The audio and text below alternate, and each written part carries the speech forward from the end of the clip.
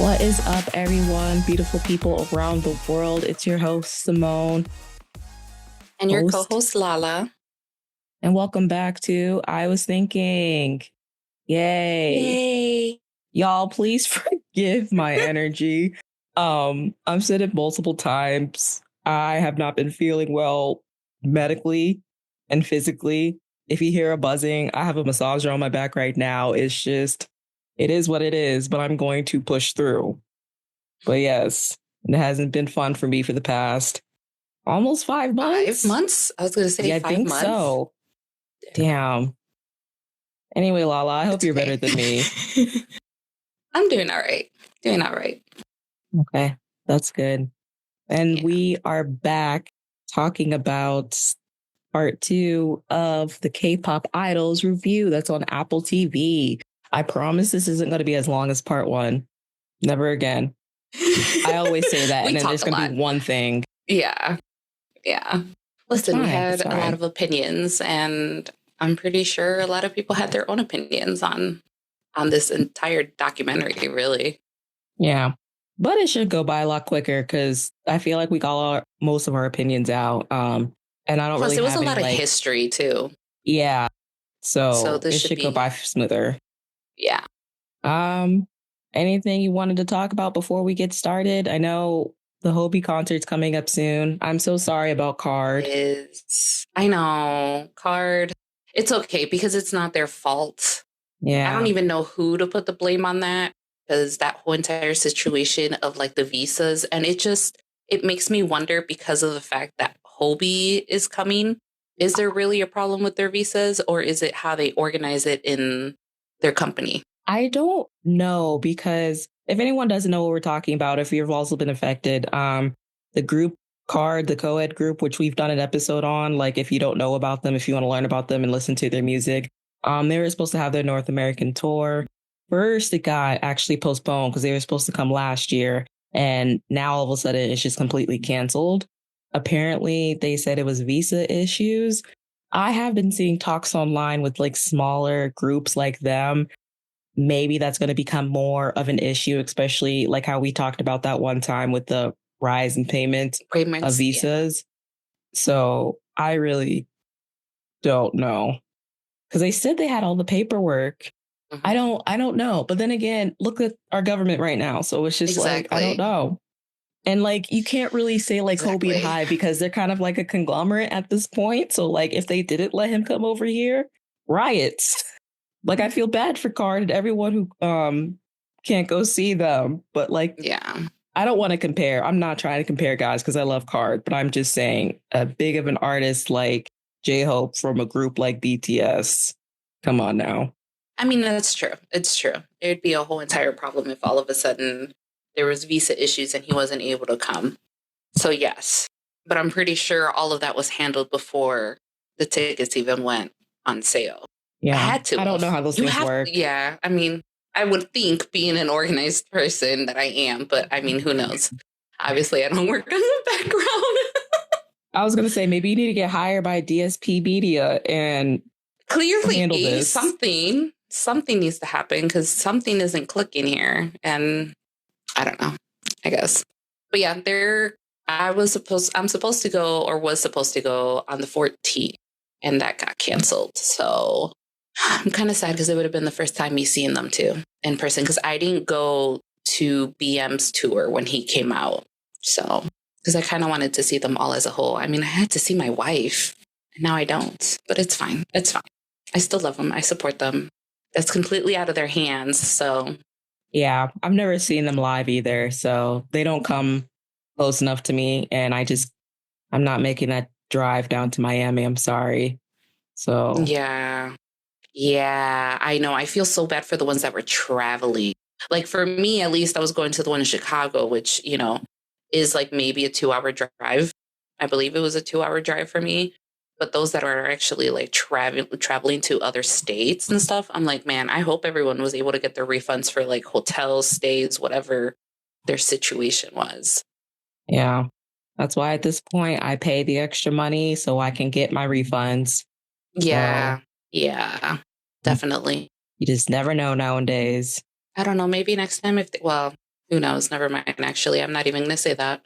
I was going to say, like, well, I mean, if they decide to do another tour, because I know that they went to Toronto, I was like, maybe I'll go to Toronto, but with everything that's going on with our government and their government, I don't know if we'll be Yeah. welcomed.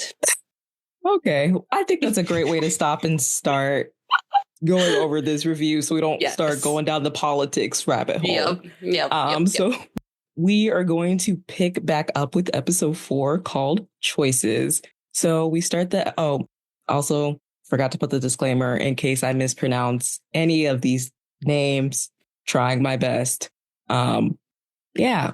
But once anyway, again, there are spoilers. So yes. So if you haven't seen the doc and you want to watch it and then come back, that's fine. Or if you don't care about spoilers, then enjoy. Okay. So we start the episode with the fans talking about how strict celebrity culture and idol culture is, from things like being away from friends and family and the pressure from people constantly watching your every move and judging you. One guy did bring up how there is a suicide problem in the industry, how it's not acceptable in the Korean society to talk about these issues. And the last girl said they're not just people that we watch, but they are also human beings. So after the interviews, we picked back up with Sharia and Gabby having an evaluation, and they both passed. So congratulations to them. Again, obviously, it's a spoiler if you keep up with Black Swan now. So they are becoming new members of Black Swan. Philip and Mr. Yoon explained that the reason they chose Gabby was because she never gave up despite the struggles, and she showed true passion and goals of wanting to be in the group. So then we're going to jump back to Jessie. She is getting a new tattoo from her friend. I believe she said her friend name was Shy, just like the feeling being shy. Okay. Who Jessie has known for a long time, and told us a story about how before they became friends, they were at a club together and actually almost got into a fight. And because they both saw, like, I guess how much of like bad bitches they were, they're like, hey, let's be friends. So I've never made friends like that, but I mean, hey, you almost get into a fight. Hey, let's be friends. There's the same energy right there, which I mean, I could understand. So exactly, but it's still interesting. It was just funny the way she said it. I was like, I've never heard that before, but okay. Shy does explain to the audience how Jessie is not only not happy with how her career is going, but she's also not happy with how her life is in general. They get into a conversation of how Jessie feels really lonely, past boyfriends, and her dating history of like not really having a lot of boyfriends. So I guess when she would be in a relationship, she'd be one of those people where like the relationship would be actually pretty long. So like maybe a couple years, and just hoping to find love in the future. So then we move on to Leah FaceTiming her mother on the way to the company. And she's, well, why are you shaking your head? It just that whole entire situation. It just okay. I'll let you go ahead. Now put my thoughts after yours. Yeah. So she's FaceTiming her mother on the way to the company, and she starts talking about how the relationship between her and DR Music is not good. She literally said she felt like she was in prison. She's expressing she does not want to be there, doesn't want to go to practice, not wanting to be around the other members, but she says she was forced by the manager to go. Even though she cleared up and said she was not physically forced, but in her terms, she was still forced to be there. And then at the same time, we have a sit down interview with Mr. Yoon, and he says she's actually contradicting herself. She's not only contradicting herself, but like literally everyone in the company. One minute she's acting demanding and asking why she hasn't heard any of the new music, or why she's not like in the practice room doing anything. And then the next day she is saying she doesn't want to do anything. Philip adds onto that and says they aren't going to force her to stay if she doesn't want to be there. But in her mind of being a K-pop idol keeps fluctuating, saying one day she wants to quit and one day she wants to stay. Leah says they are putting words in her mouth, and she never said she wanted to stay and work harder.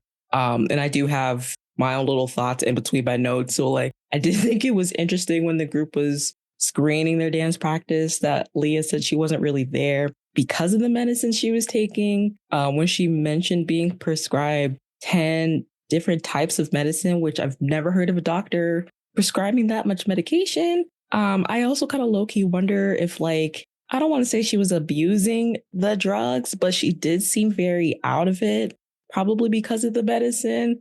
So I'm like, is this the medicine or are you abusing them, girl?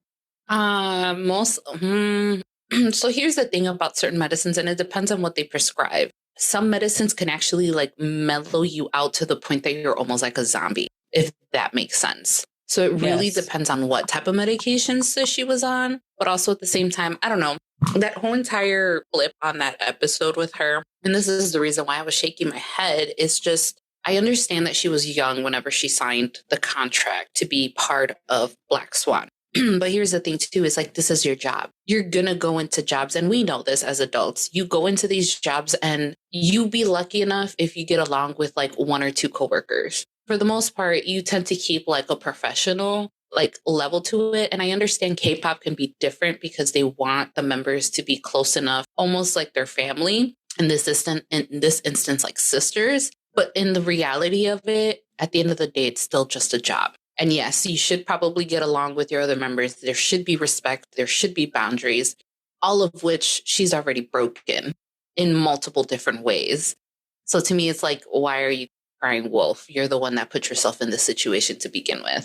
Right. And you mentioned that in the first part too. And I forgot to bring up that it's like, yes, they want us to believe they're like in a sisterhood, but like, let's be honest, not all groups are like that. Mm-hmm. And I'm not sure if anyone really understands that. Like sometimes some of these idols just see their members as coworkers, and that's okay. But like you still kind of have to be respectful to your Mm-hmm. coworker, like any other type of job, literally. Mm-hmm. So be cordial, find ways to work together, things like that.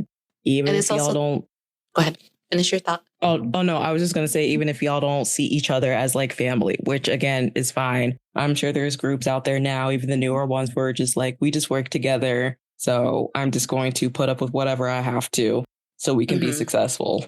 Mm-hmm. Exactly. And then my other thing too, it's like obviously all of this entire situation with them happened when they went and they were at Fatu's family's house.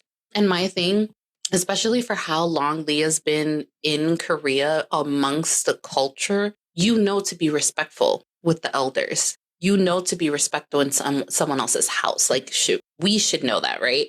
And she wasn't. You know, whether we know what happened behind closed doors or not, it doesn't matter. She still wasn't respectful one way or another, especially with her commenting the way that she was commenting on her social media.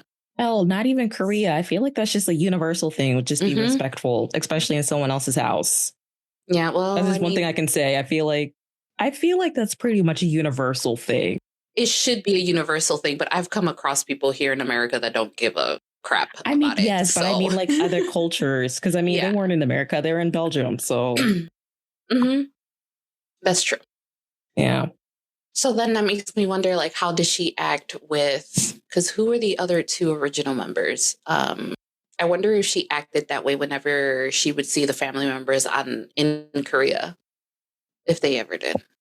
I was gonna say I don't know if they ever did, because Yeah. remember I said she was supposed to be Rania, but that never happened. So I'm assuming she was a trainee that whole time and she never got to debut with Rania. So I Hmm. don't think there was ever really a chance for them to like meet family and all that. That's true. Yeah. Either way. Honestly, Fatu's family may be the first family in the group she's ever met. That we I wouldn't know be of. surprised. I'm wondering if they met the family members of the two other girls. Of the Korean members, Yeah, of the Korean members, because they were in Korea. I don't know, because I don't know what situation they would be in to meet them Hmm. per se. So That's true. every family is different. So I really don't know the situations like that, especially how idols are with their own family personally. So Hmm. that's also And none of then my business. yeah, But of course. And then on top of that, like they were just working on debuting too, anyways. So I'm pretty sure they were yeah, busy. They were probably not even able to see their family. So it's just like, again, not to like bash on Leah or anything, but it's just like there's again a mutual type of respect that you should have and a certain type of grace too that you should be carrying yourself as an idol. And she just didn't. But I don't like to say that, oh, but I know she was young too. But at the same time, it's like, it's one of those things where like even kids know to also be mindful and respectful, at least some kids. So, so is that the difference between being an idol or just being an adult? Not to sound rude like that, but at the same time. Yeah, exactly. Uh, I give her no leeway. I'm trying to like give her grace in many different ways, but the more and more I think about it, it's all like, no. Again, you put yourself in this situation. You didn't have to be rude. Yeah, I mean, still speaking of Leah, I also thought it was very interesting that Mr. Yoon said she had broken many of the rules of the contract, like not showing up to practice, and she was going out with boys, which can't believe we still have the dating rule in contracts in the big year of, at least around this time, it was 2022 and 2023. But he excused it because what she was going through mentally and her being young. And I also agree with Fatu when she asked the question, if Leah doesn't want to be there, why are they holding on to her so badly? Which, I mean, we kind of discussed in part one about her background of being in Brazil and already having fans and all that. But that's the other thing, too, that I didn't like about how Mr. Yoon was handling the situation. You're giving this girl so much space to break so many rules. She should have been already out of the group by the amount of times that she's broken her contract rules. Like, she broke the contract multiple times then, and you still give her lineage, and then you wonder why she was acting out the way she was acting out. You were giving her that space that, you know, I bet you if any of the other girls tried doing that, they would have been kicked out. And it was true. I honestly truly. Oh, yeah. Well, yeah. But go ahead. Finish. Oh, I was going to say, I'm pretty sure the majority of it was because of the fact that she was Brazilian.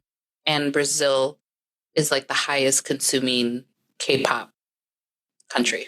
So I guess, because I know she already had fans, but it just still didn't make sense to me since you already had Gabby, or that you chose Gabby to be in the group now. So it's just like, I mean, it's rude to say replace one Brazilian with another, but it still ended up happening either way. So that's true. But again, you wonder why she thought she was the favorite with the way they didn't do anything about her breaking rules in the contract. Because if this was like a Korean member, they'd be so much more strict. Exactly. And they would have kicked them out. Or at least put them on a hiatus real quick. And they never did. Did they ever put on hiatus? I don't think so. Did they? I'll get to it, but yeah, but that's a different type of situation. I'm just wondering if they ever put her in hiatus, but I don't think they ever really did. Like I mean, yes and no. I don't know what's considered a proper hiatus. So if I want to get ahead of myself, then yes, they technically did, but I don't know what in your terms is considered a proper hiatus. Because we've had other members go on hiatus from other groups and then they come back whenever there's situations. I'm trying to think in the top of my head, but I can't like right now. I mean, I know some, but I'm also trying to think. Most of the hiatuses I know because of injuries, but I'm also trying to figure out if there was ever a member of a group that went on hiatus and just never came back. I don't know. I can't think of any right now. But we'll continue on. Yeah, so we jump to Gravity, preparing for their comeback, and we get to see their journey of how the group concept has changed throughout their career so far. Believe she was a creative director. MJ, whom they interviewed, mentioned that since Gravity wasn't as successful as Starship had hoped, they thought it was time for a change, going from a rebellious, dark debut to a fun, bright, and approachable party boy style and concept. They also talked about trying to find the balance of separating Gravity to their seniors and only other boy group in the company, Monsta X.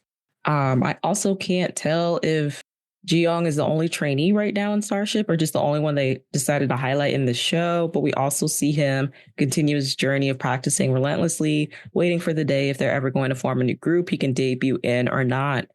You know, I don't know if I mentioned it while we were recording, but I know I messaged you that Starship is going to start what do we call them? A survival show to form a boy group. It's called what was it called again? Was it New Kids in the Starship? Something like that. Yes, something like that. And I really hope and pray that they do not keep that as the name of the group. I've never seen a group be named after the company, so I really hope not either. But anyway, I only mention it because I wonder if they'll have Ji-young on there. Like, I don't know. Because to compete. So my thing too is I don't think he was the only trainee. I think he was the only one that they were highlighting only for the fact of showing how hard it is to get into a group. because he was one of the trainees and actually, like, I guess, quote unquote, audition to be part of Gravity, and he never made the cut because he was close to a lot of the guys. Yeah. And you But can he see still decided clips to of them like stay. talking. Yeah, he still stayed to try to get into a future group. But yeah, I don't think he was the only trainee that they had. Well, I meant now, but I mean, it's not uncommon for companies to put their trainees in survival shows to be in groups. So I wouldn't be surprised if he ends up being in I his hope so. show He to try to was. make a group. Yeah, I hope so. He was working very, very hard. So I we might have to mean, keep tabs on that one. yes, it's kind of a double-edged sword also though, because it depends on his performance on the show. Especially when you've been a trainee for that long, and it's like instead of actually just being picked for a group and then you go on the show and you don't make it still, it's gotta hurt. Yeah, that's the cost of it, though, of being an idol. It's not 100% sure. Even if you are a trainee in a company, it doesn't guarantee you that you're going to debut with the group or as a solo artist. Yep, that's true. That's That's the very, cost. very true. So we jump to Jessie having dinner with her friends, and they talk about how much they love Jessie and working with her. Because a lot of them do actually work in the Korean music scene. And they also give a brief insight on their point of view of being a Korean American living in Korea. And the word they use is kyopo, which I've heard be used before to describe a Korean American. I'm not sure if it's like a derogatory term or not. I guess it's just kind of to point out that they're not like Koreans born and raised in Korea. Because Hmm. I've heard some stories, but I mean, I feel like that's everywhere though. I can sit here for days talking about Black Americans and just Black people around the world, mainly in Hmm. like the homeland of Africa, but things like that. So I'm not sure if Hmm. it's also like that in your community too. So I don't know. There's a new term that has been coming about that's almost like the same thing, but I see it as almost a derogatory way, but for some people, it's not. Some people take it as a joke, but we tend to have really dark humor in the culture because we're so used to it already. So pretty, it's yeah. kind of like, I don't know. I mean, that's just like with Black people, we're claiming Hmm. a slur. So Hmm. Hmm. I know I don't care for it much. And I knew as soon as they dropped this term too, I was all like, oh, I'm like, okay. I mean, no matter where you go, you're going to have that situation, right? You're going to have the actual quote unquote natives that were born and raised in those lands. And then you're going to have kind of like the outsiders. yeah. So especially when they come from America, it's very interesting. Can we blame them? Anyways, we won't go down So we that path because, again, we're not going to go no. down the politics, but it's our own government's fault, but whatever.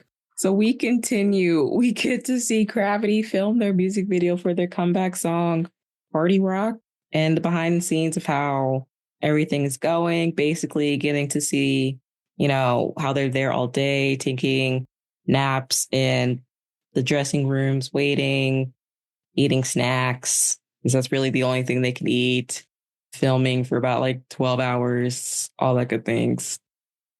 God, that's a lot. Yeah. Long days and usually multiple days too. And it also depends on the sets. Although I think for the Party Rock, it looked like they used a lot of green screens and built-in sets, but And I in like think a they went on for warehouse. 2 days, Yeah, it seems like idol groups usually film their music videos in 2 days. That's what it seems like is the which is the why it takes so standard. long. Which is crazy. But yeah, that's usually why it seems like I think they go on for like 12 to 16 hours. Yeah, to get it done in like a short amount of days. Hmm. Crazy. So Gabby and Sharia are talking with the stylist to prepare them for their introduction photos to the group. They also talked about the difference in styling between cultures. Like, for example, she gave was short skirts are okay in Korea and not low shirts. And then it's the opposite for Europe, which I feel like both is accepted in Europe, from my understanding. I don't know. Um, and I also thought it was interesting how the stylist was telling them Black Swan is trying to be the opposite of most idols, which is usually sweet and cute. And they want to make Swan cool and edgy, even though there are like other girl groups that don't follow the cute concept, but sure. Around that time that they were debuting. No, I mean, like, girl crush concepts have been around forever. So I'm not sure what she meant by that. There's plenty of like Korean idol groups that, I mean, honestly, I feel like the first one to really kind of start that concept, and I could be wrong. So any like older generation fans might be screaming at me. But like for me, I would say personally 21. So Hmm. Okay. Well, then personally, again, well, when they debut, well, this isn't even fully like, well, it's a debut for Gabby and them. Okay, that's understandable, but I didn't look to see in how Black Swan, like the original four, like how they debuted it. Was it cool? I original mean, not cool. five. Yeah, original five. Sorry. Yes. Yes. I remember now. I don't remember they debut photos. So were they on the cuter side or were they on the cool and edgy side? They were on the edgy side. Oh, okay. Then yeah, Did you not pay attention to the picture you used for the graphic? I didn't have all five. I only had the four. Well, I just mean in general, just looking at them, it still was like an Well, yeah, edgy. yeah, Yeah. yeah. No, yeah. Yeah. Because that's the photo they used for tonight. That's the debut photo. I think they just cut out the fifth girl. Oh, I didn't know that. Yeah. Damn. Okay. Yeah, that's the photo they used to promote for tonight. But I think Amy got cut out of the photo. Or they edited, like they edited her out. Listen, I was looking at pictures. I wasn't paying attention of like what era they were coming from. I mean, that's fine. That's why, like, again, as a person who's been following since debut, I know that. So Yeah. yeah, it's okay. I mean, they only focus on the four Ouch. anyway, so Okay. it's not like it really matters Yeah. until they listen to part one and realize there used to be five and not four. It's fine. It's fine. Where did I leave out? So, I'm gonna butcher his name. I apologize. Kyungwon from Mm-hmm. Monsta X. Monbebes, please don't come after me. Comes into Gravity practice room to talk to them and give them some advice as their senior. They also talk about what happens during a comeback, like going on music shows, variety shows, and more in order to promote the song or album. So usually, when they come out with a song, they go on all these variety shows to promote, music shows to perform them, things like that that are very popular in Korea. And then we end the episode with Mr. Yoon telling Fatu, Sharia, Leah, and Gabby that Younghoon and Judy will no longer be in the group. He says because of differences, they came to a place where those two members have graduated. So Sharia and Gabby basically took the spots of Younghoon and Judy.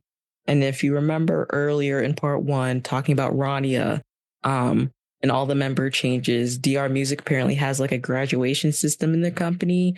And the way he was explaining it to them, I am assuming that is code for if there's disagreements or something going on, they either kick you out or the girls just leave because they're not happy. And it kind of gives them a loophole to get them out the contract. And I think the reason he held on to Leah for so long was because he wanted a global girl group that we've talked about appease to Brazil and all that. It was just in my notes, but we've brought it up many, many times already. His system and his way of thinking just as a business hoe is crazy to me.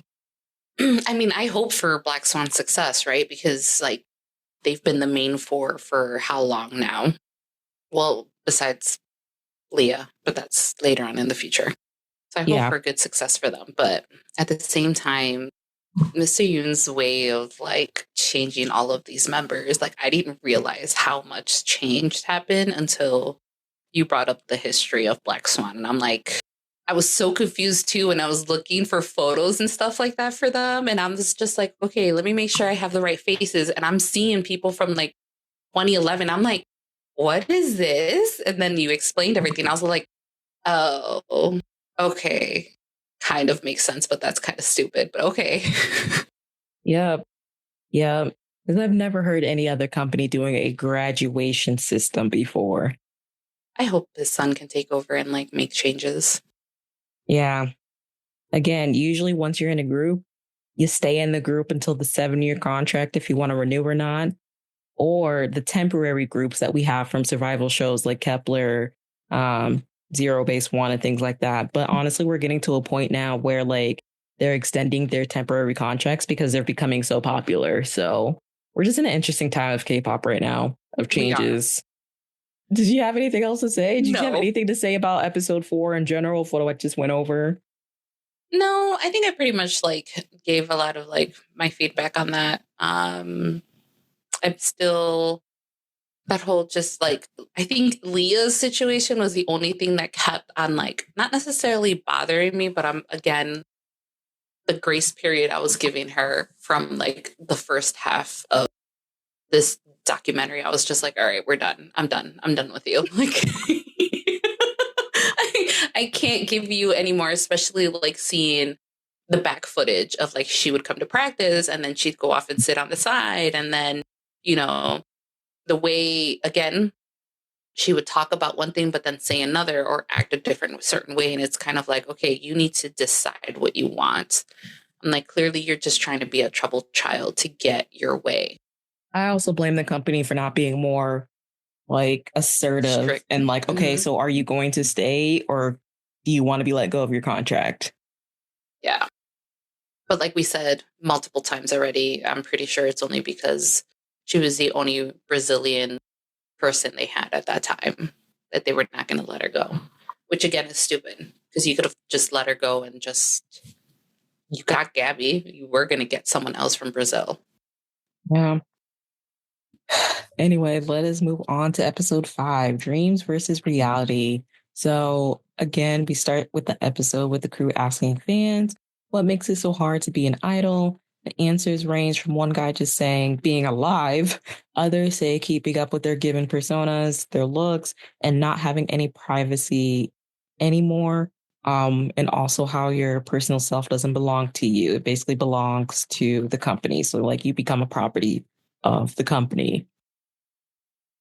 So, yeah, I mean, it was just very interesting answers. I also do agree with like the given persona too. I don't know. I feel like that doesn't really happen as much anymore, or maybe I'm just blinded by it. But I also don't keep up with these newer groups debuting anymore because they're just so young. And I'm just like, I can tell some of the music is just not for me at this big Mm-hmm. age. Mm-hmm. Mm-hmm. No, I agree. I mean, I understand the persona. I understand building that persona for the company for whether it's a group, whether it's a soloist, right? But at the same time, taking away basically, I mean, I understand as a celebrity, there's a certain privacy that you end up losing, but I think that there's a way to also balance it. Yes and no, because we got the problem of like stalkers No, that's what I happening. mean. That's what I mean. Like, there should be a way of balancing it. I understand, obviously, some people tend to be a little extra, and there's always going to be those intense fans. I don't even want to call them fans. Just say stalkers. I just call them stalkers at this point. Yeah. So, but All right. Well, this whole section is very interesting because Fatu and Leah go to a photo studio booth together in like a little mini cafe. And the one-on-one interviews, Fatu expressed that Leah actually did reach out to her first and seemed to have sincerely apologized to her and how the drama affected the group dynamic as a whole. She decided to forgive Leah more for herself and to move on. Not only so she's not holding on to like that negative energy. In the cafe, they talk about how it seems like after the fight, Younghoon and Judy seem to be almost mad at Fatu for forgiving Leah and accepting her apology. And I do love how Fatu said that when she accepted the apology, that they can be cordial as human beings, not that they can be friends again. So that's what I mm-hmm. meant, keeping it real. I'm also still Yep. confused when Leah is explaining how she doesn't want to be hated, that even though she did bad, Fatu did bad too. I'm still trying to figure out what Fatu did in the situation. Either way, she talks about being humans and learning and all that bullshit. So, And then that's where my thought process comes because like Fatu, she sees her as a human being, but on top of that, she's treating her as a coworker. So there's that level of like, we work together, we're in this group, this is our job, this is my job. I'm going to be cordial with you, be respectful and everything. we're good. We're going to let go of what happened. Let's move forward. But we're no longer friends. Like, I'm no longer close to you. I'm not, you know. And I don't know if Leah, if she thought that doing the apology, which she should have, I'm not saying she shouldn't have, she should have. A little late, but Yeah, very, very late. I don't know if she thought, oh, if I sincerely apologize, maybe we can go back to the way things were. Because she's so used to just getting her way. But Fatu is standing her ground, and I respect Fatu for that. So, us too. I know Fatu is now, but even when Younghoon and Judy was in there, I'm not sure if Fatu is the oldest in the group or like was at that time. So I mean, honestly, I feel like that kind of shows maturity maturity. as well, and like different thought processes of like someone in their early 20s compared to someone in their later 20s. I think Fatu is around like, was she born in 95? I think she's around the same age as like Jimin and Tae. Yes, I have to use BTS members to do that. Okay, guys, sorry. But yes. I So think I was so. I thinking think that as so. well. Yeah. Yeah, but I know that she was an older. I'm trying to think that she's either in between or she's like the second youngest when it was the four of them. I don't, I'm going to do a quick Google search. So bear with me. Pretty sure. Because I don't think Fatu was the oldest. Also, Okay, in well, that she's same 29 now. Oh, her birthday's coming up soon. Hey, happy birthday, girl. happy March 23rd. birthday. Just saying it early because we will have a chance later on. Um, okay, because Hammy was also 20. She's also 29, the girl that left, like at the very beginning. Mm, Who else am I looking at? Younghoon. and Judy. Okay, I guess she wasn't because Younghoon is 30 now. And that is what I appreciated too about DR Music, that like he did like debut older Older. women. Mm-hmm. Yes. And not act like because of their age they can't be idols anymore. Uh, I'm not getting Judy's age. Why am I not getting Judy's age? Don't do this to me. Because wasn't Yoonhin the leader? Yeah, so at first Hammy was the leader, and then obviously she left. And then it was Mm. Younghoon who was the leader. 95 as well. Okay, so they were all around the same age except for Leah, who was the youngest. Hey, she's a Taurus too. I didn't know that. Okay, so I was wrong then. Fatu was not the oldest. They were all pretty much around the Mm-hmm. same age again, except for Leah. That's a big age Age gap right there. difference. Yeah. Which is Between why those it, four girls and Leah. which explains why, like to me, again, where the brattiness and the getting away with stuff comes through. That makes more sense now. Mm-hmm. Because then when they leave and get replaced with Sharia and Gabby, they're younger than Leah. Mm-hmm. So now Fatu is the oldest in the new lineup. Mm-hmm. Hmm. Interesting. I'm wondering too, because Fatu was the rapper, and I don't know, I feel like when it comes to like the rappers, they expect like the rappers to be like a little bit more mature.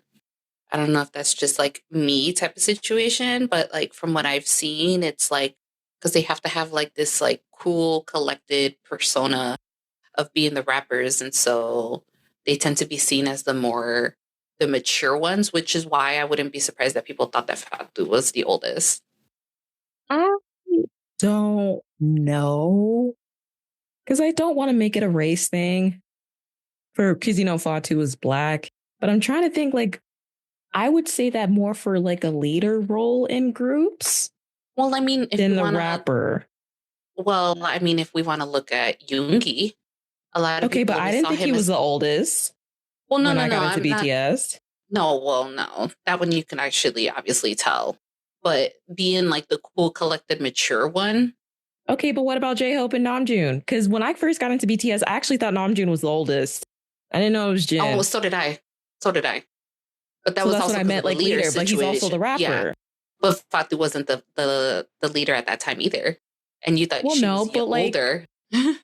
like Stray Kids, I don't feel like I'm not really a stay, but I wouldn't think like Changbin was the oldest. He's the rapper. He's, Bang Chan is the oldest, I Bang Chang is believe. the oldest, and he's the leader. Yeah. That's what I mean. I think it's more of a leader thing than a rapper thing when you think of like maturity and who may be the oldest. Same with like ATs. I didn't think Hongjoong or Mingi were the oldest. I actually don't remember who's the oldest in ATs. It's on June. If I'm Is not it mistaken. Hongjoong? I think it is. It's on June. Why did I think it Yes, was like it's on Songwon or June. something? It's No. not Songwon? Hold on. Dear I'm Lord. pretty And I sure said it's we weren't going to Hongjoong. go off topic. We're going to finish this and then move on, but I need to Yes. know this actually. I know I'm pretty sure. Jungho is the youngest. So, hold on. November. All right. So, yeah, Sungwon is the oldest. Okay, that's what I thought. I was like, even So not being that big of an ATD. They're in the same year, but birthday wise, Sungwon's birthday is April, while Honjun's is in November. Okay. I could have sworn there was like or like GOT7 when Jackson was the rapper. Yeah, but he's not the oldest. Exactly. And I didn't think he was. That's why I'm bringing up all these other groups.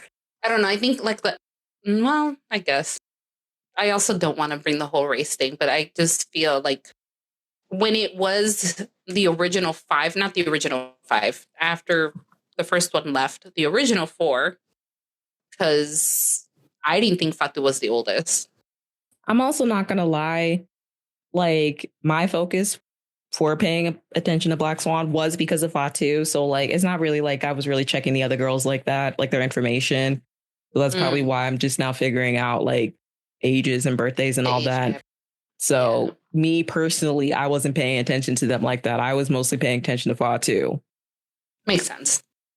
So for them. I mean, even though Fatu gave me leadership like vibes when I first started watching this, and then I realized that she wasn't the leader. I was like, oh, I'm like, okay. Yeah. What's wrong on that one? I mean, she definitely does give that energy. So But yeah, I think it's more of when it comes to ages, like the leader thing, even though most of the time the oldest is not the leader. Nope. It's always interesting when that comes to be. That's why now whenever I get into or learn about a new group, I always check ages. Because I always like to see like who's the oldest. And I try to guess who the oldest is based on like few whatever I look at. And then I just kind of go from there. Yeah, but I also think a lot of these newer groups, they're getting rid of like the leader position as well. So I don't think these newer groups really have leaders anymore like that. Mostly the girl groups. I can't speak for the boy groups, but I'm noticing most of these new girl groups don't really have leaders anymore. So that's interesting. Yeah. All right, but we are going to continue. So we actually get Younghoon's and Judy's side of the story. Younghoon expresses that after the controversy happened, that was the first time she felt like giving up. She said Leah caused them so many issues and never apologized. Instead of practicing, Leah was out hanging out with friends and would only practice when she felt ready. Mr. Yoon actually puts the blame on Younghoon because he stated, since she was the leader at the time, speaking of leaders, she had the responsibility to mitigate the conflict, and she failed to do that.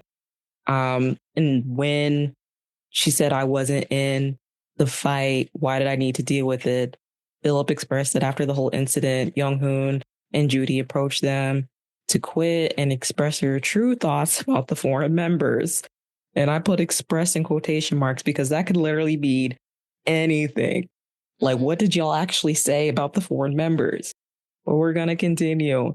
He also talked about how people think contracts are these all powerful pieces of paper when it's more complicated than that. Even if they told them they were obligated to finish out the few years they had, if they aren't doing their best, it would affect other members in the group. So they decided to let them go again. So why did y'all keep Leah so long? Especially because she was the one causing a lot of the problems. And it's like, it's a constant thing. So clearly there has been a lot of situations that were getting slipped and just bypassed, and they were just allowing it. But then you were This wondering why she was acting the way she was acting. Again, you gave her that space. You gave her that room to act out. this is what we meant earlier. If it was anybody else, they'd be let go. And look what happened. It was someone else and they got let go.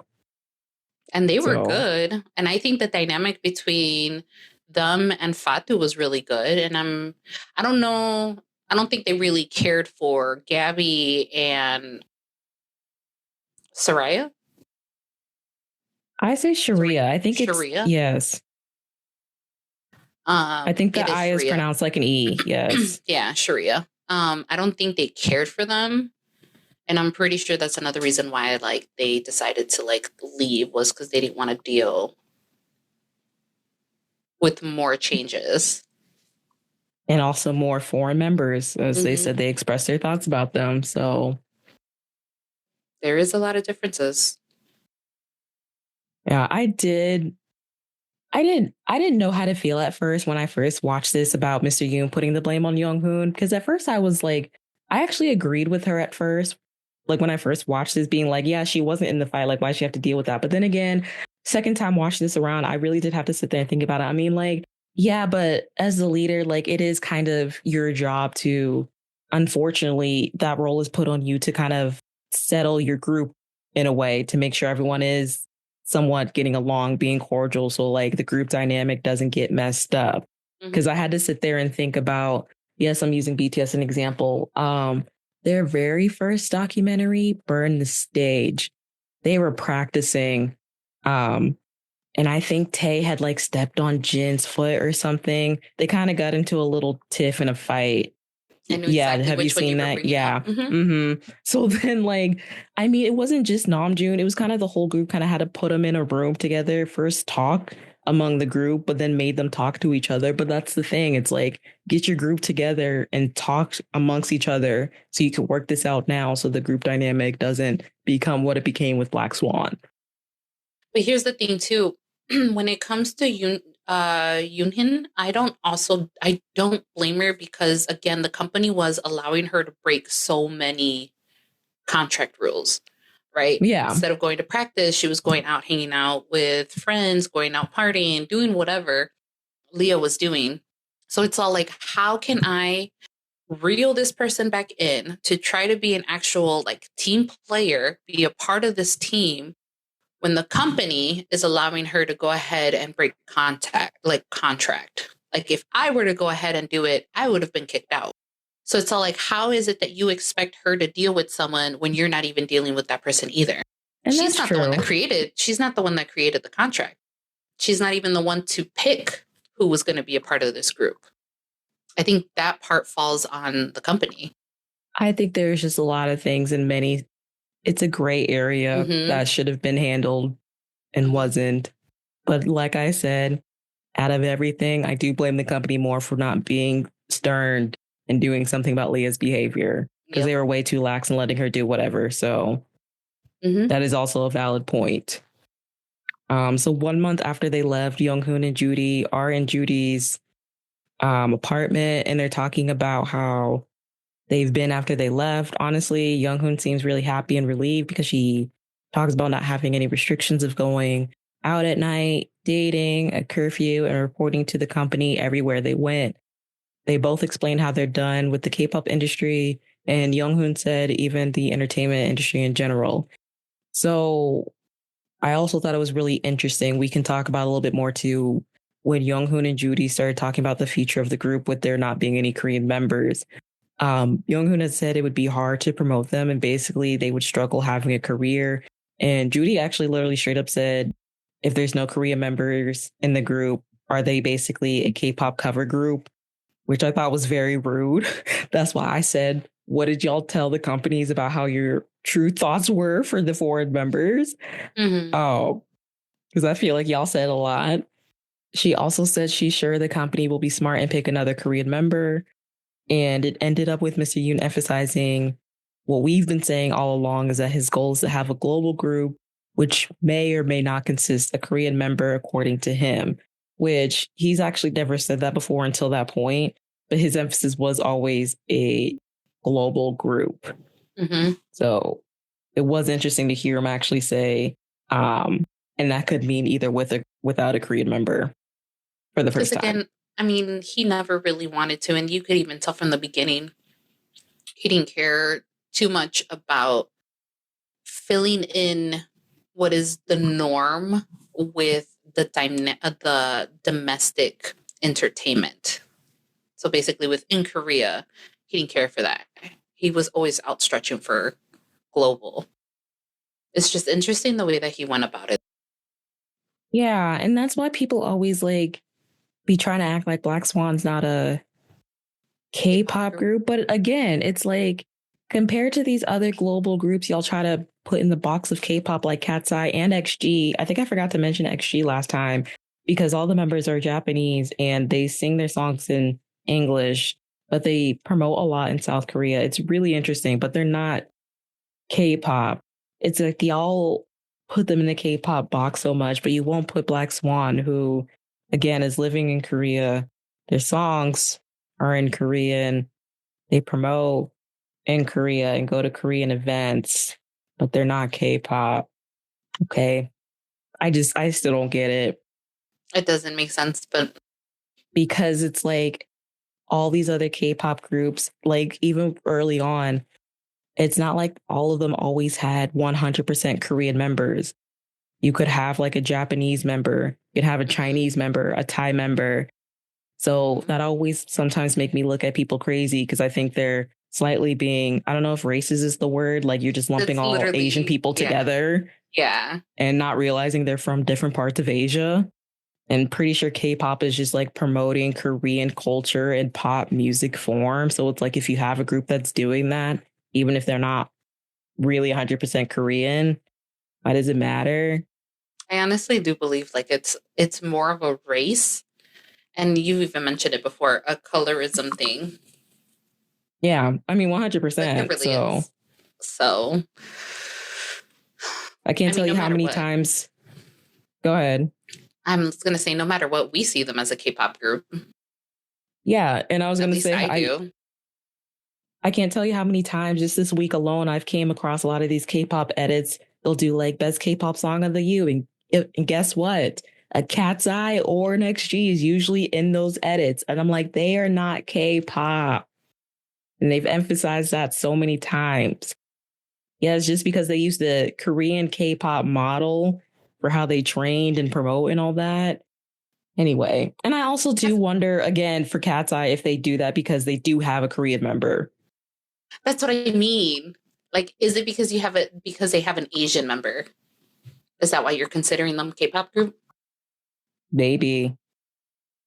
I don't know XG's excuse though, because I don't know how they really do in Korea. I'm going to be completely honest. There's a difference between international and Korea. And again, knowing the history between Japan and Korea is very complicated. So like I know how they feel a lot of many Japanese people in general. So to have an all Japanese group promoting with them, I'm not sure. I think they're more popular internationally. Which again, that makes sense because most of their music is English, anyways. Yeah, But Cat's Eye, have they even performed in Korea? they have. So when they first debuted, they did go on an Asian tour and they performed, I don't know if it was Inky Gaio, but on one of those popular music shows. Shows. So they have, but just like once. But you know, they're here based in LA. So a majority of their promotions are going to be in America. And it's also interesting too, because I keep seeing people like begging them for new music. That's another thing too in K-pop, because we're so used to them putting out new music every like 4 months when regular artists usually take sometimes about a year or two. If So we're it's lucky. interesting if we're lucky, going into their comments on like TikTok asking like where's the new music? And I'm like, guys, can y'all just let them cook? Like They're not a K-pop group. They're not going to work the way that you think they're going to work. Welcome, exactly. welcome, welcome to the American groups. And they're also not fully owned by Hybe. It's a collab between Hybe and Geffen. So I wouldn't be surprised if Geffen is actually doing more of the like handling for them than Hybe. I'm assuming Geffen is the actual music label, so I don't it know how won't all be that works, until but it was a joint project of them together to create Cat's Eye. So yes, I'm sure Geffen Records handle most of their promotions or whatever. Anyway, it was just very interesting because even like with Black Swan, um, when they left, you would see a lot of tweets about that too. Like, oh, are they going to survive without Korean members? Are they considered K-pop without Korean members? All that junk. So They're still a K-pop group. and from my understanding, they're pretty, at least somewhat liked in Korea. So obviously they're not as super popular, but I don't look at sales and stuff. So I don't know how Roll Up did, but I don't have time to look into that. So Yeah. We'll just keep moving forward. yes. So we're going to move on to Jessie, who is getting ready for her concert in Cambodia. And she starts talking about her wardrobe. On one stage, she likes tight clothing and sometimes very short or little to the imagination. And how for K-pop idols, there's definitely a specific look that she doesn't fit into at all. And she gives the example of the pale skin, the feminine and girly, conservative, very petite and skinny. This is also an opportunity where Jessie actually opens up about having surgery and how it affected her, which I actually didn't think she was going to talk about. There's not a lot of people really, especially in the limelight, talk about like any plastic surgery they get. So I gave her major props about that and for being really honest. Because she talked about how it started like with her nose job. And then I guess from there, it just continued because she said she wasn't like an insecure person before she got her nose done.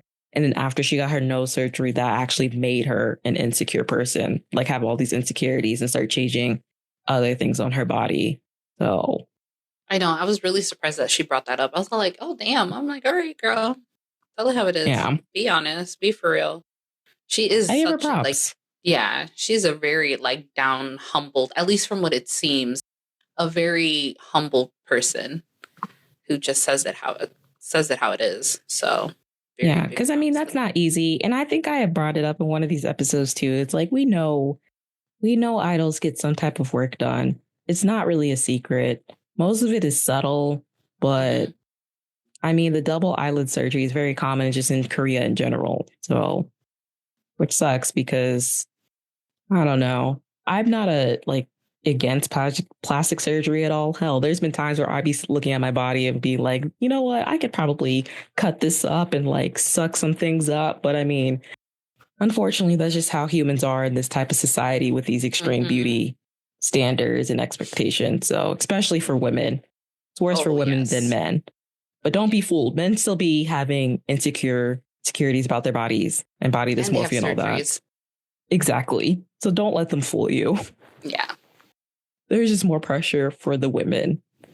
You'd be surprised how much I think there was a statistic out there that I think it was men that tend to have more surgeries than women do. It's just, again, for men, it's settled stuff. So you don't really know or notice unless they say something. I'm actually not surprised by that at all. All right. So Gravity is preparing to perform at KCON at LA, which for those who don't know about KCON is basically like a huge K-pop convention usually held. At first, it was usually just like America, but I think they've expanded to other places where K-pop idols can go see their fans outside of Korea, and to where it's not like their own concert. So it's just easier to see either your group or just like maybe get into other groups as well. We also have an interview with Eshi Gazit, and he is Gravity's US manager. His job is to help K-pop groups come over to the US to promote, and he's worked with people like Monsta X and even BTS in their earlier careers. I'm assuming around 2016, 2017, when they started promoting more in the States. He expressed how if you make it in the US music industry, you have a better chance of making it in other places. A bold thing to say, in my opinion, but it does have some truth to it. And if they have a successful KCON performance, they have a chance of making it big. Kind of bold, but Yeah, but I mean, he's the promoter. He's gotta hype them up. yeah. So we see Black Swan with their vocal coach and preparing for another comeback, and they're practicing a new song that will actually later become the song known as Karma. Fatu expresses how she feels about Younghoon and Judy leaving because she was close with them, and how the leader role has actually been passed down to her. and she has the responsibility of teaching Sharia and Gabby old and new choreography, songs, etc. She's not just stressed, she's stressed the fuck out to where they had to bleep her. And then Leah's portion was just very interesting because even the vocal coach had pointed out she has not been practicing. And you can tell. You can tell. I'm going to just keep rolling my eyes. Yeah, because I want to say something, but like, you know what? I don't know how to use the bleeping feature in this because I would just say it and bleep it out, but it's fine. I'll mouth it to you. You understood what I said? Okay. That's how I feel, which still makes me question why did they keep her? I'm just gonna keep saying that. Yeah. I'm happy that she's not in the group anymore. Yeah. We get sort of a short montage. Yes, again, I have to point this out using BTS's song On. And I'm like, how did y'all get the rights to use this? Maybe because it's Apple TV, hence like Apple Music. But I thought it was a cute montage because it was showing Jessie practicing for her Cambodia show, Gravity practicing for KCON, and Black Swan preparing for another show in Belgium, which will be Sharia and Gabby's very first performance with the group. And they haven't been trainees for that long, so there's a lot of pressure on them. Black Swan holds an interesting conversation at a dinner talking about their feelings of Younghoon and Judy leaving. Sharia expresses how she just wanted everyone to get along and do things together and like have fun. And I thought it was very interesting for Leah to call her innocent and tell her how they left because they were frustrated. The company kept adding foreigners. They kept adding foreigners to the group and how without them, they basically aren't Black Swan anymore.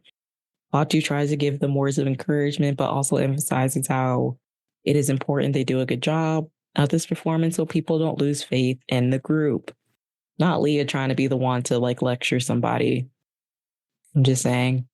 But I mean, she also wasn't wrong. That is kind of why they left because it kept adding foreigners to the group. So that and also probably because of Leah. But anyways.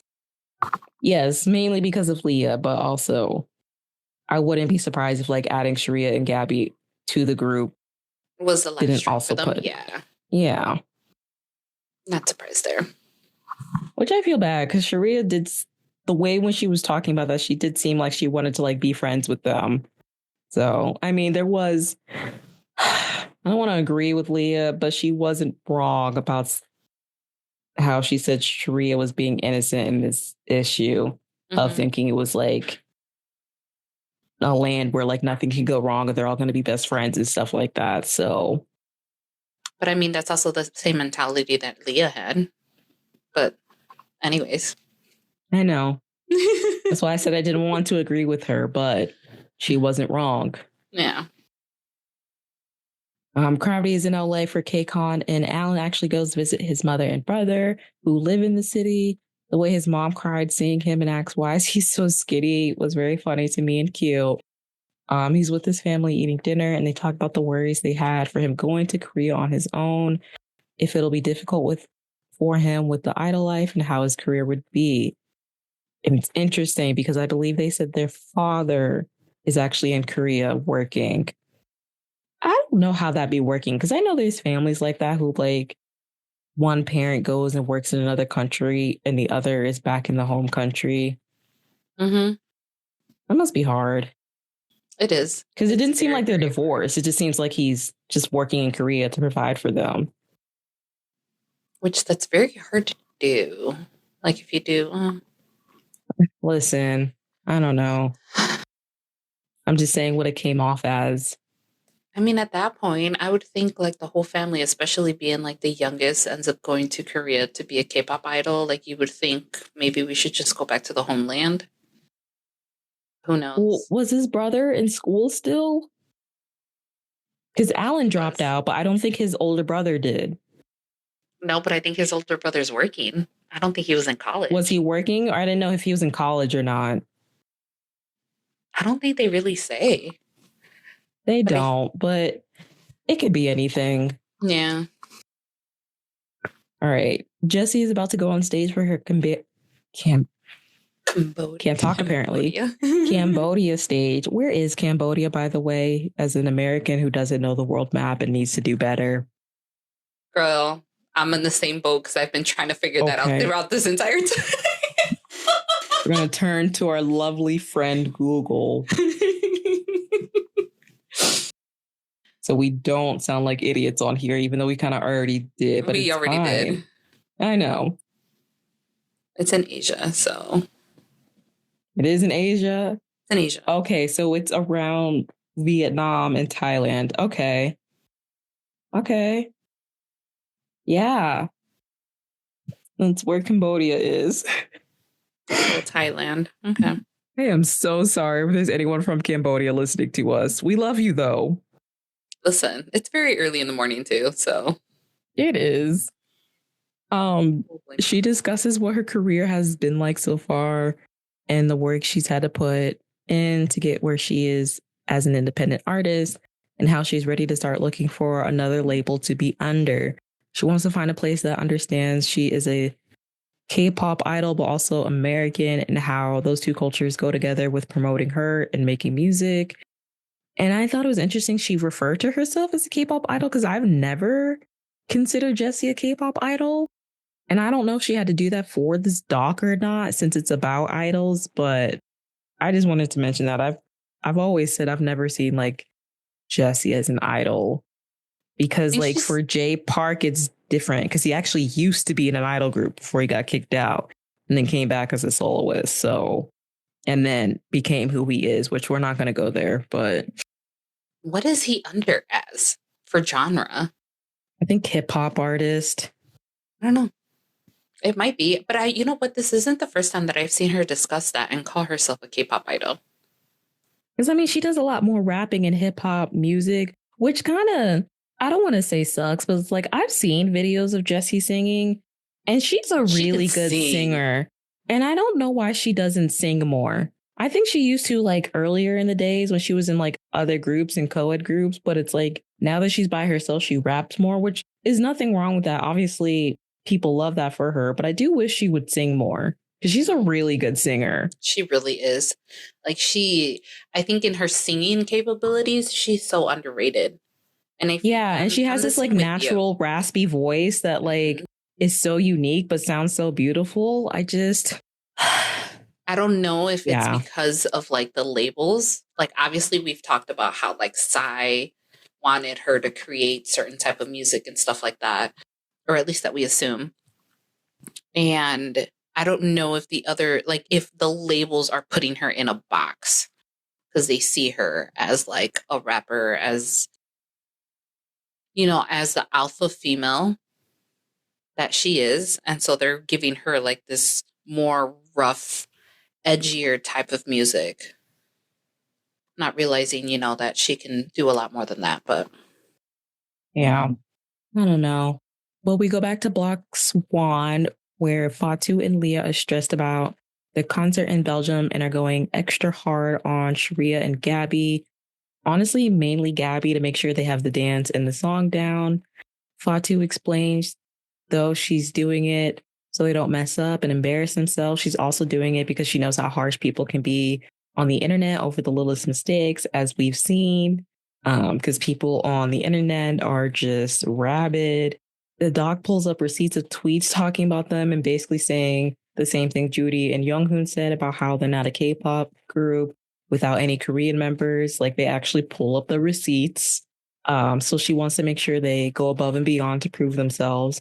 Also, poor Gabby is having a breakdown comparing herself to Sharia, saying she's not good enough and she wishes to be like her when it comes to talent and other things. that's such a like blow of like insecurity.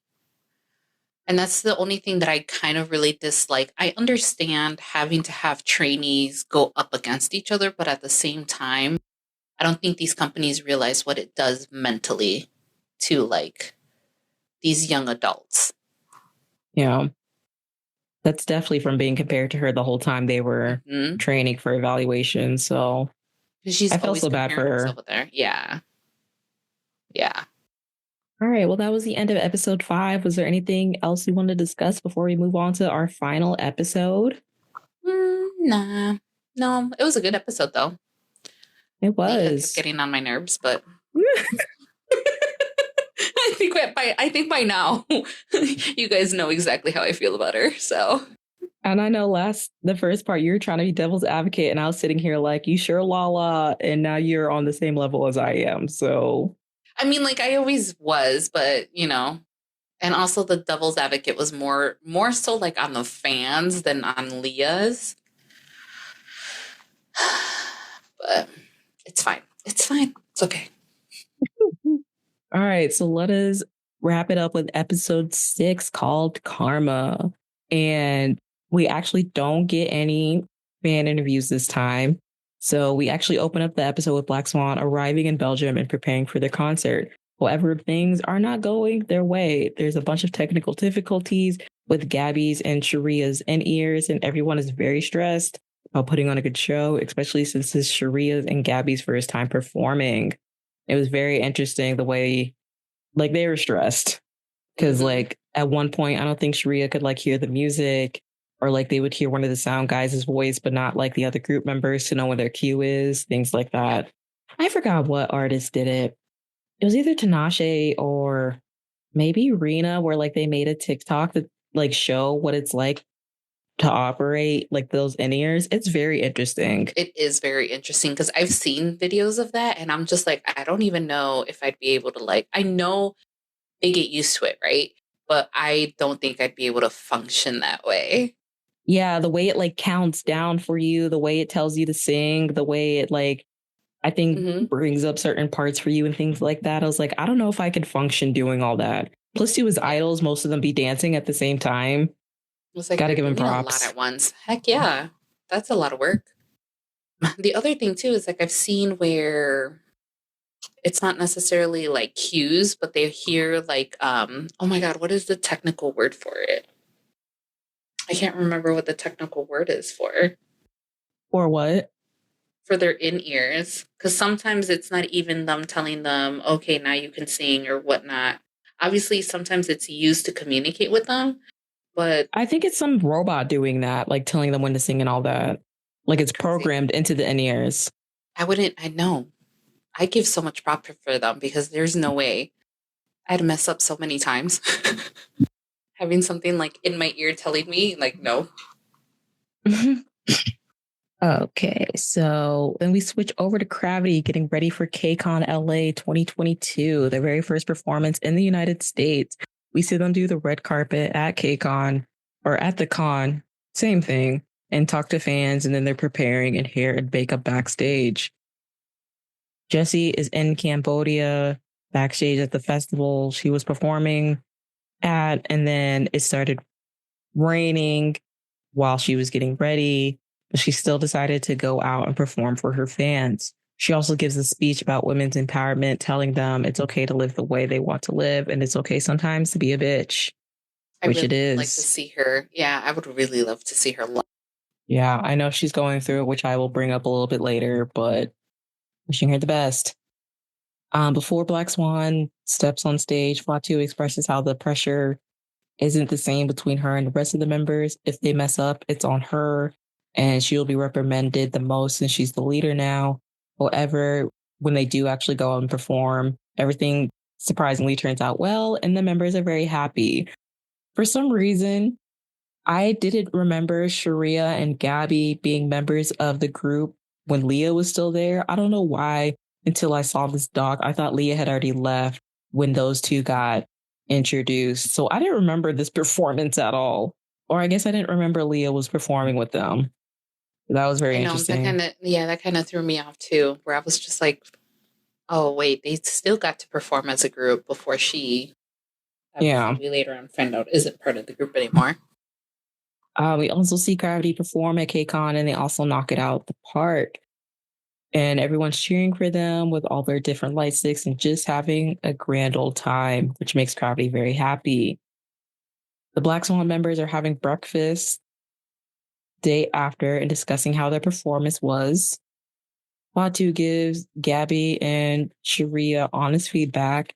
Gabby and Sharia talk about how thrilling it was to be on stage, and Leah has an individual interview talking about how she's still struggling mentally and still wants to leave the company. She doesn't want to participate in the next comeback, and she feels like she's giving up her teenage years by leaving the group. That's why I was like, they don't give her an age, but she says teenage years. So That's why I'm wondering because the entire time, and I actually went back and I tried to see if there was like a timeline. I have no idea when she became a trainee, like how long she's been living in Korea. So to me, it's just kind of like, y'all really went out and beyond for this one. And look how that turned out. went out and beyond for what? Like information wise or No, like letting her slide on doing so much and most likely like having her be a trainee and stuff. It just, I feel like there was favoritism when it came to her as a whole, not even just as part of Black Swan. I'm just saying, like, as a whole from that company, she was like, I feel like they wanted Leah to be the diamond of DR music. yeah, I mean she because she was also considered quote unquote the visuals, right? Think Mm-hmm. so. Mm-hmm. I just don't get it. I don't get it, especially at the beginning when, again, it seemed like Philip himself didn't even really want to bring her into the company. But his dad overrode him. I mean, yes, but still, Mr. Yoon. Anyway, Krabby are hanging out around LA at the beach after the performance. I don't remember which member it was. I believe it was Alan. Talks about how the members are his brothers and how he's excited to take this journey with them on the road to success. They asked two men on their team what do they think about they think the future holds for Gravity, and they said they hope they become worldwide famous more than the other two managers we had, or is it the same two managers they interviewed? I think I started No, spacing out a little bit. These are different no, man. this was different managers. I don't think they ever brought the Okay, two back. okay, obviously a lot nicer. Mm-hmm. One thing that stuck out to me that I thought was super interesting was how one member said the company told them good job after the performance, and they don't normally do that because if they tell them they did a good job, they believe they will slack off, which is why I said what I said in part one, because a member had actually said that. And I was like, are you serious?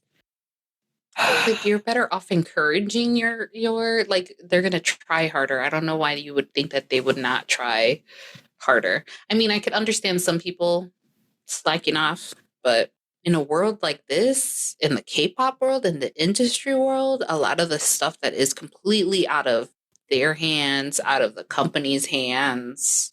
Because at the end of the day, it's really based on your success is really based on how the fans see you. Again, I think this is just a culture thing I may never understand. So then we go back to Jessie, who's actually at a photo shoot preparing for the announcement of her joining J Park's production company, More Vision. And then she talks about how the freedom she believes the company gives and how she's excited to create new music for the next couple of years under More Vision and working with J Park. I will get to more to that in a second. And then so we actually end it with Black Swan.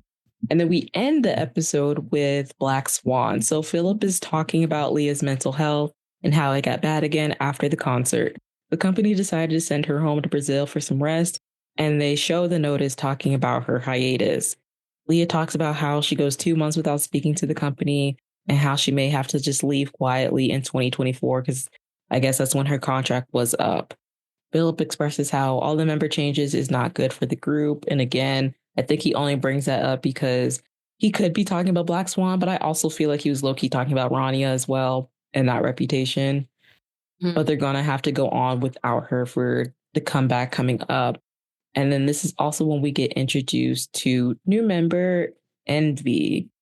I don't actually know what her real name is, but she goes by the stage name Envy, who will be taking Leah's place for the comeback. And it's just so interesting when she joins because like she instantly clicks with the other girls. And Fatu like praises her so much about how it's easy to work with her, how quickly she picks up the choreography, how she takes criticism well. And if like you tell her to do something, she'll just do it with like no talk back. And how the chemistry between the four members currently just work. And then we end with the teaser of the comeback that ends up again being their song Karma. And then Philip just makes me sad because he just wants his father's approval.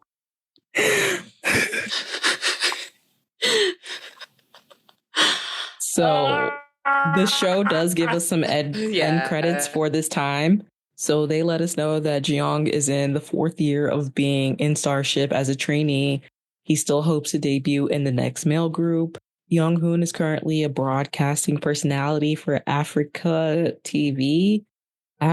Yeah, I don't know. A South Korean streaming service. Judy is currently working for an online shopping brand. I don't know how to pronounce this. Pet Pet Richard? Oh. Petri Chor. Neither of them are pursuing a career in K-pop anymore. Leah is still currently living in Seoul and looking into colleges while she's enjoying life with her boyfriend and friends. She remains under contract with DR Music. Like, okay, so I wrote down where are they now, but it's just like, again, talking about the Leah thing. It's like you did all this crying about how you miss home and you miss your mother, only for you. I don't know how long she was when she went back to Brazil, but the fact that you didn't stay in Brazil and you went back to Korea, did you really miss your mom that much? This is why, like, it was like towards this other half where I was just like, yeah, I'm done with you. Like, it just, again, she contradicts everything she says. Everything. So it really wasn't because you were homesick. It was because you just did not want to be in the group anymore. Mm-hmm. And was it because of Fatu? Who knows? But yeah. All right. So I tried to do some research on my own about like where are they now from the last episode because I believe this filming wrapped up around April or May of like 2023. Most likely in April because when they shared a sneak peek of Black Swan's Karma, the song didn't drop till May. But we know from the doc the song has been done for a while. But anyway, we're going to start with Gravity. So after the documentary, they went on to release their fifth mini album, Masterpiece, on March 6th. And this is still in 2023. On March 21st of 2023, they announced their first world tour, 2023 Gravity, the first world tour Masterpiece. And it started 2 nights of concerts in Seoul on May 13th and the 14th. Didn't really look into where they all went, but it was a world tour. They had made their Japanese debut with the single Groovy Japanese version on July 5th, released their six mini album Sunseeker on September 23rd, and released their first Japanese EP Dilly Dally on December 6th. Again, all this still being in 2023. And in 2024, they released their seventh mini album Evershine on February 26th, and the second Japanese single Show Off on June 5th. On July 10th, it was announced that Gravity would participate in Road to Kingdom Ace of Ace. And spoiler alert, they won that show. So usually Road to Kingdom, whoever wins that, if they're still following this model, they'll be on whatever Kingdom version they have. So whenever they come out with the Kingdom show, Gravity will be on there. Nice. And it has been announced back in December they will have a 2025 comeback with their second Japanese EP, Jelly Bean, which the single's already out, but I guess it's going to be a full EP that comes out later this month since it's in March. Mm-hmm. Okay. So for Black Swan, I couldn't really find much on what the old members are doing. Didn't really look into their like social media. So obviously they aren't in the entertainment industry anymore.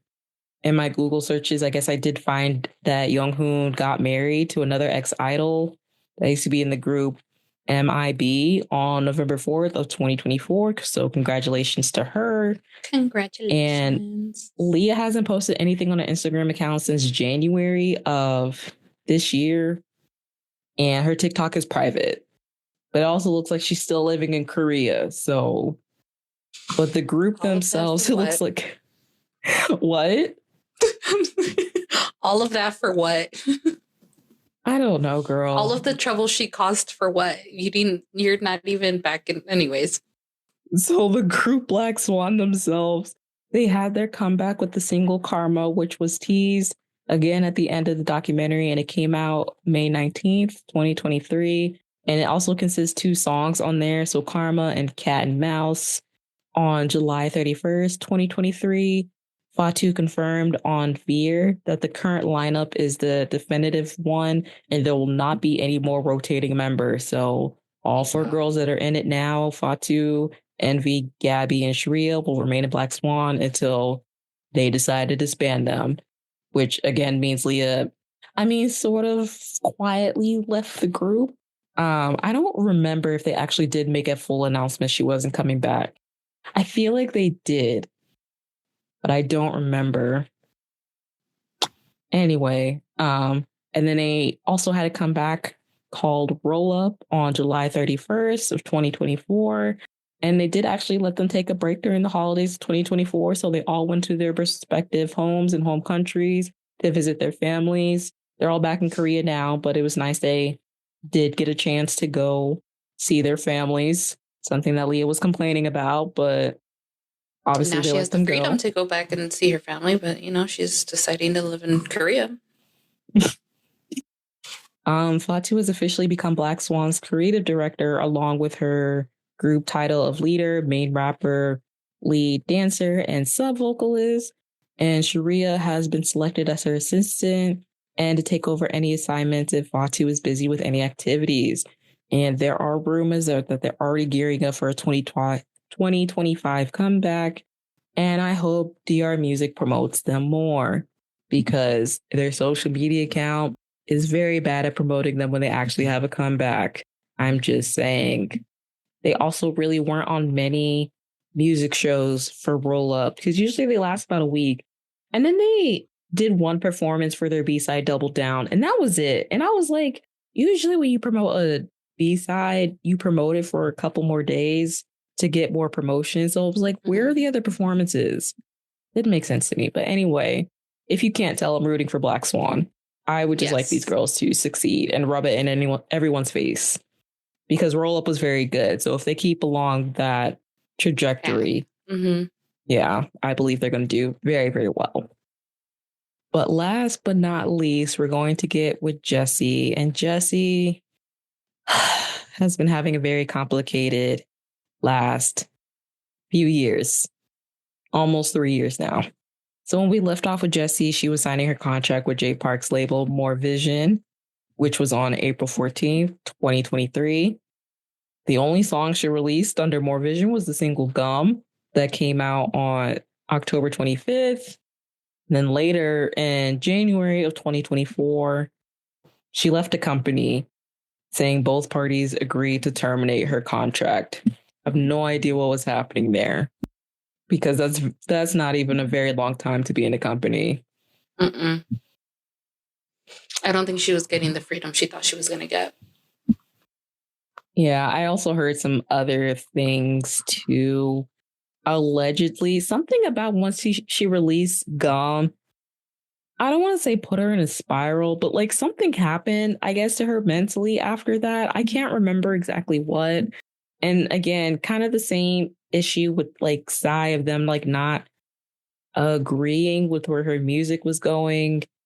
And I think after Gum too, allegedly, I was hearing Jessie like wasn't showing up and things like that. So I'm not sure what she was personally going through. But I think those are just some, again, online talks. Allegedly, we don't know if that's true or not. But just know she didn't stay at Jay Park's company for very long. But then Jessie had signed another contract with an agency called DOD Entertainment. And she was supposed to have her own label under the company called Ani. But DOD announced their decision to terminate Jessie's exclusive contract on October 18th of 2024 after a recent controversy came out. So a couple days before, on October 11th, the news station, which I have beef with because of the whole Yoongi thing, and I think other things as well, JTBC released a CCTV video of Jessie and her friends basically getting into an altercation that happened on September 29th, they said. It was reported at that time a male teenage fan was trying to go up to her outside like a bar and like ask for a picture or some type of autograph, and she declined. However, as the fan was supposedly leaving, a man, a part of her party, who I think was later identified as a Korean rapper himself named Koala, went up to the fan and started hitting him. I don't know why. I don't know if something was said because, there's no audio in the CCTVs or he was being persistent. But I mean, again, he was walking away. So I don't know why he went up to him and like attacked him. Maybe they were all drunk. I've seen the CCTV. So he did go after him when he was walking away. So the reason Jessie was getting so much backlash was because in the video that news station showed, it showed her not really trying to stop the altercation. Like it showed her going up to them, but then leaving. So like people were kind of putting the blame on her for not stopping it. She apologized. Excuse me. She apologized many times, but that didn't stop her from getting death threats from Korean netizens, demanding she be deported and having to be interrogated by the police for hours. I believe I read somewhere it was like 10 hours, but I can't remember. So I don't want to spread misinformation. I just know she was there for hours. But honestly, it wouldn't surprise me if it was 10 hours because I know that one Korean actor, I don't remember his name, but I know he was from Parasite and they were interrogating him on a alleged drug thing. They had him in there for 10 hours. It's like, what do y'all be doing interrogating people for 10 hours? To try and to then he break ended down. up. Yeah. Well, they broke him down because he ended up admitting. Yeah. Mm-hmm. No, ended up killing himself. So, yeah. Oh. Yeah. Okay. Because, I mean, even with Yoongi's, they had him in there for like 3 hours. I know. Okay. We won't touch on that. We won't go down that path. Yes, but anyway, so on Twitter on November 7th, because I had to go back and look at the date because I bookmarked it for this specifically, there was a Jessie fan page that actually posted the original video of the altercation, and it actually revealed that JTBC edited the version they broadcasted on their news station. So it originally showed Jessie leaving quickly, but the unedited video actually showed the fan was probably being persistent and wouldn't leave. But during the whole fight, Jessie actually stayed the whole time, and her and another woman were actually trying to break it up. But I mean, I don't think people realize like physically also how tiny Jessie is. And these two men were like ginormous. So like what more did people want her to do in that situation to also make sure she didn't get hurt herself with these? And I think there was 3 men actually involved. These 3 big ass men fighting each other physically, punching each other. But yes, her and another woman actually did try to pull the guys off. And then once they like the fan actually started walking off, was when Jessie walked off. So yeah, that station edited that video to make her look bad. And then after that, she was. Go ahead. No, I said, and this is the reason why we have beef with them. Because didn't they do the same thing for Yoongi? Well, they didn't show edited CCTV. They showed 2 unrelated CCTVs claiming it was him. Mm-hmm. And so Hype had to be like, okay, here's the actual one. That shit still pisses me off to this day. Mm-hmm. Got to make sure we give him the biggest love when he comes back because, dear God. But yes. And then she kind of went quiet for a while. I think on her anniversary of being an artist, she did post on her Instagram. But other than that, she laid really low. I do know apparently she was still periodically like apologizing on her Instagram stories because, again, still getting death threats, people wanting her deported. I don't know why, all that stuff. But then recently, sometime in February, I didn't get the actual date, Jessie was seen performing in the Philippines. So it looks like she may be back to what she was doing in the dock and being an independent artist again. I hope so. I hope she doesn't stop. Yeah. But as of now, obviously, she don't have a label again. We're kind of back to square one. She definitely needs a break. She needs a breakthrough, I guess I should say. So I believe she's back to being on the down low because I really haven't seen anything on her Instagram after the performance. But we're wishing you the best, Jessie, because my God. I'm sure they went. Yeah, I'm sure they went harder on her because, again, the whole Korean American thing that we talked about earlier. Yeah. And then we're going to actually end the episode by giving song recommendations from each artist that was featured. So I will start. We're going to both do Gravity. My choices actually was the song Now or Never from their EP Find the Orbit. and Worst Thriller from their EP Evershine. And obviously, you guys are going to find out that we have a lot of similar tastes between me and Simone. So, Yep. my first choice was also Now and Never. And my next one was Jelly Bean, their newest single that dropped February 10th. Did enjoy it. I do enjoy a good chunk of their music, but those were like my two favorite. Obviously, the other one too was the same. Worst Thriller was the other choice that I went with. Wow, we really do have So I somewhat went ahead similar and go taste. change. Yeah. Yeah. But yes, support Gravity. They do have some Black Swan. good music. So They do. They do. okay, yes. So Black Swan. So I would like to recommend obviously their newest single called Roll Up and the second single that's on the Karma EP called Cat and Mouse. And I also want to give a special shout out to Fatu's EP and the song Ada. That's my jam. She's your fave. Yes. Well, you know what? Actually, I have a quick question and then I'll give my choices. Do you have, because I know you tend to listen to more girl groups than I do. Do you have biases in the girl groups as you do for the guy groups? See, now that's tricky because I go into this long, complicated explanation when people ask me that because it's like the only group I claim to stan is BTS, meaning I will pay an absurd amount of money to go see them in concert if I can, even if I have to travel.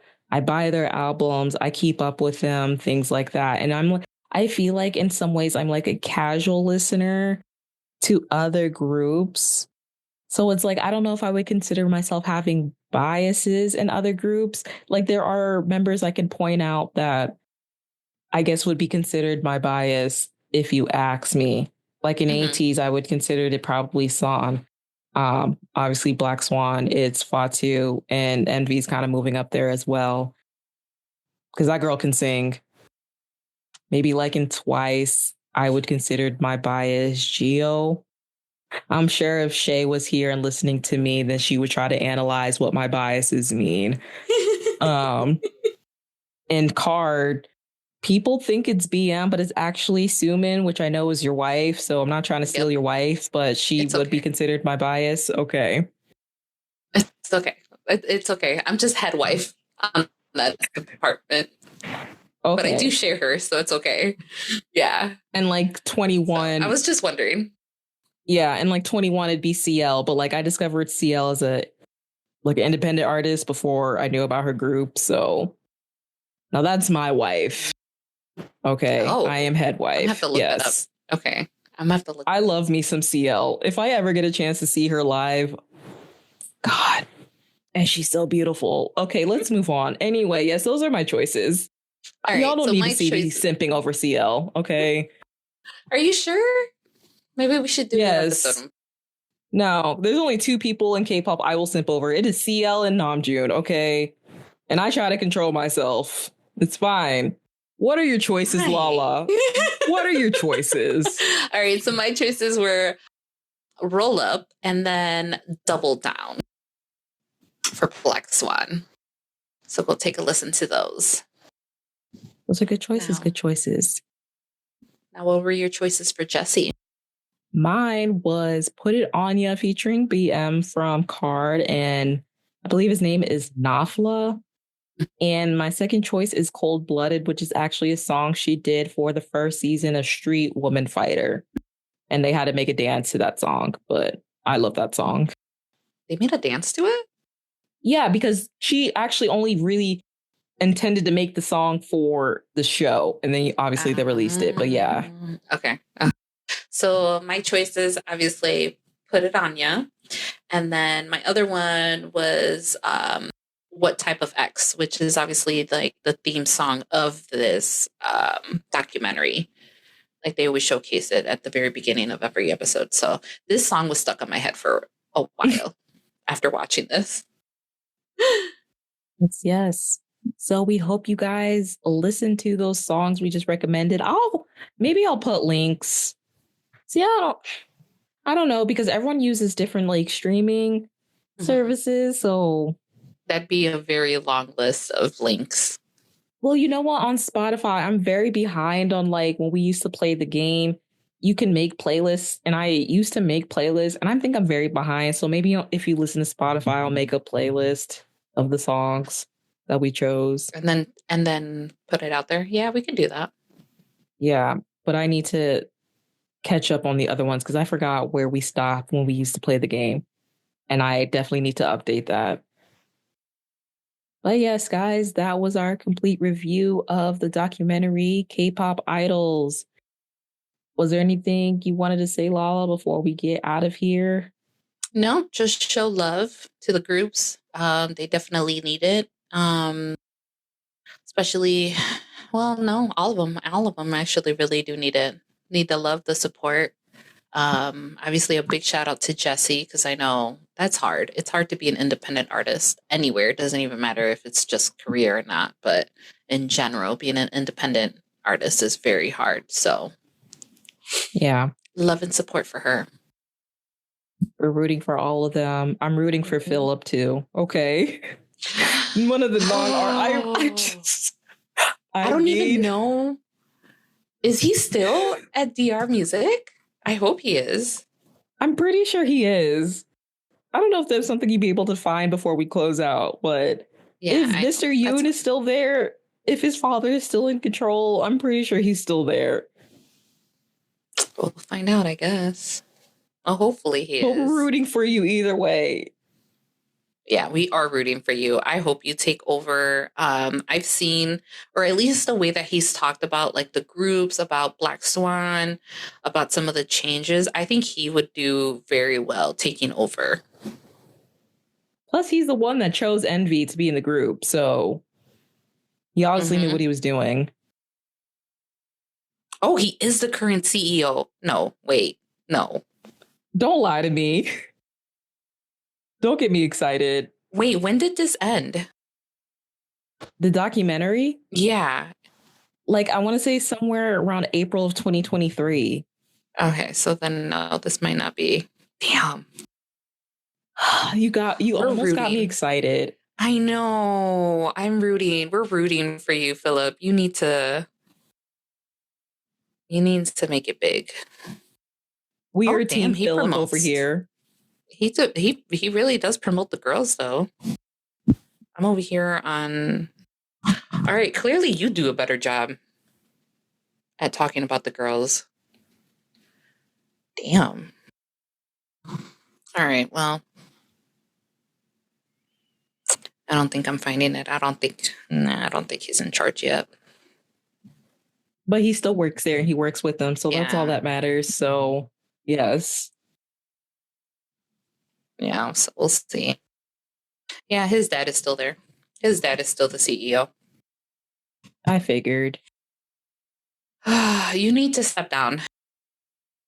You need to step down and you need to let the new generation take over because your son is doing a very phenomenal job. You might not say it, but we'll say it for you.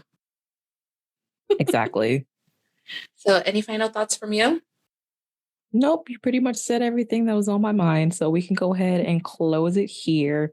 Thank you guys so much for listening to us. Let us know how you feel about the documentary or just anything we've said. You know, now on Spotify, there's a new feature where you can comment. So you can let us know in those comments, or you can send us an email at iwasthinkingpod@gmail.com. Hey, if we get a lengthy email, maybe we will read it aloud on the show, be one of those podcasts.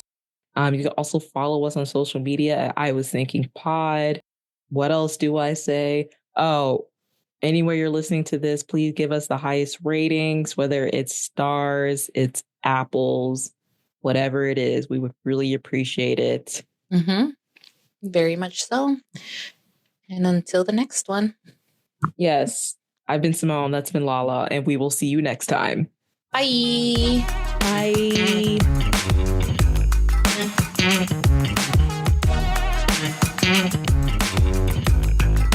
Thank you.